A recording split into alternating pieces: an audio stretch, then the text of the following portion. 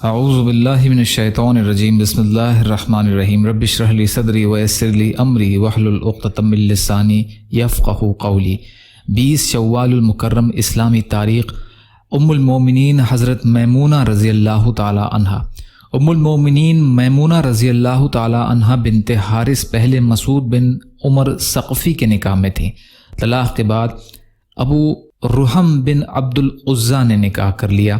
اب رحم کے انتقال کے بعد صحیح روایت کے مطابق اس نکاح کی تحریک اور پیشکش حضرت عباس رضی اللہ تعالی عنہ نے کی، اور جب رسول اللہ صلی اللہ علیہ وسلم عمرہ قضا کرنے کے لیے سن 7 ہجری میں تشریف لے گئے تو 500 درہم مہر پر حضرت عباس رضی اللہ عنہ ہی نے مقام شریف میں آپ کا نکاح پڑھایا۔ اس رشتے کی وجہ سے حضرت عباس رضی اللہ تعالی عنہ آپ کے ہمزلف یعنی ساڑو ہوئے۔ حضرت میمونہ رضی اللہ تعالی عنہا سے محدثین کرام نے 46 حدیثیں نقل کی ہیں، جن میں سے بعض سے ان کی فقہی مہارت اور مسائل کی گہری واقفیت کا پتہ چلتا ہے۔ اما عائشہ رضی اللہ تعالی عنہا فرماتی ہیں کہ ام المومنین میمونہ رضی اللہ عنہا اللہ سے بہت زیادہ ڈرنے والی اور صلہ رحمی کرنے والی تھیں۔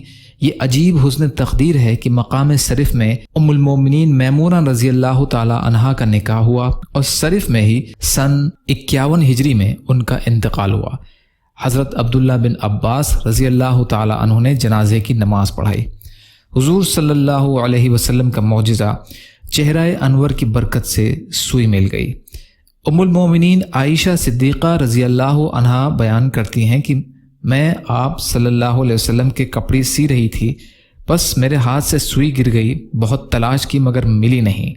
اتنے میں رسول اللہ صلی اللہ علیہ وسلم داخل ہوئے تو آپ صلی اللہ علیہ وسلم کے چہرے انور کی روشنی سے سوئی نظر آ گئی۔ تاریخ دمشق لابن عساکر کی حدیث ہے۔ ایک فرض کے بارے میں جنت میں داخلے کے لیے ایمان شرط ہے۔ رسول اللہ صلی اللہ علیہ وسلم نے فرمایا، جس شخص کی موت اس حال میں آئے کہ وہ اللہ پر اور قیامت کے دن پر ایمان رکھتا ہو تو اس سے کہا جائے گا کہ تم جنت کے 8 دروازوں میں سے جس سے چاہو داخل ہو جاؤ۔ مسند احمد کی روایت ہے، عمر رضی اللہ عنہ راوی ہیں۔ فائدہ: جنت میں جانے کے لیے مرتے وقت دین کی بنیادی باتوں کا عقیدہ رکھنا ضروری ہے۔ ایک سنت کے بارے میں نماز کے بعد دعا مانگنا۔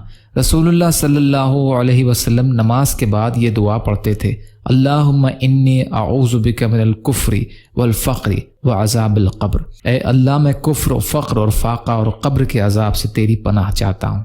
ایک اہم عمل کی فضیلت، نیک ارادے پر ثواب۔ رسول اللہ صلی اللہ علیہ وسلم نے فرمایا، جو آدمی پاک اور صاف ہو کر اپنے گھر سے کسی نیک ارادے سے نکلے تو اس کو حاجی کے برابر ثواب ملتا ہے، اور جو آدمی صرف نماز چاشت کے ارادے سے چلے تو اس کو عمرہ کرنے والے کے برابر ثواب ملتا ہے۔ طبرانی کبیر کی روایت ہے، ابو امامہ رضی اللہ عنہ راوی ہیں۔ دنیا کے بارے میں، دنیا کی زندگی کھیل تماشا ہے۔ قرآن میں اللہ تعالیٰ فرماتا ہے، دنیا کی زندگی کھیل کود کے سوا کچھ بھی نہیں ہے، اور آخرت کی زندگی ہی حقیقی زندگی ہے۔ کاش یہ لوگ اتنی سی بات سمجھ لیتے۔ سورہ عنکبوت کی آیت کا ترجمہ۔ آخرت کے بارے میں، قیامت کے دن لوگوں کی حالت۔ رسول اللہ صلی اللہ علیہ وسلم نے فرمایا، قیامت کے روز سورج 1 میل کے فاصلے پر ہوگا اور اس کی گرمی میں بھی اضافہ کر دیا جائے گا، جس کی وجہ سے لوگوں کی کھوپڑیوں میں دماغ اس طرح ابل رہا ہوگا جس طرح ہانڈیاں جوش مارتی ہیں۔ لوگ اپنے گناہوں کے بقدر پسینے میں ڈوبے ہوئے ہوں گے، بعض ٹخنوں تک، بعض پنڈلیوں تک، بعض کمر تک، اور بعض کے منہ میں لگام کی طرح ہوگا۔ مسند احمد کی روایت ہے، ابو امامہ رضی اللہ عنہ راوی ہیں۔ طب نبوی سے علاج، بخار کا علاج۔ رسول اللہ صلی اللہ علیہ وسلم نے فرمایا، جسے بخار آ جائے وہ 3 دن غسل کے وقت یہ دعا پڑھے تو اسے شفا حاصل ہوگی۔ بسم اللہ اللہم انما اغتسلت رجاء شفائک و تصدیق نبیک محمد صلی اللہ علیہ وسلم۔ اے اللہ، میں نے تیرے نام سے غسل کیا، شفا کی امید کرتے ہوئے اور تیرے نبی صلی اللہ علیہ وسلم کی تصدیق کرتے ہوئے۔ ابن ابی شیبہ کی روایت ہے، مکحول رضی اللہ عنہ راوی ہیں۔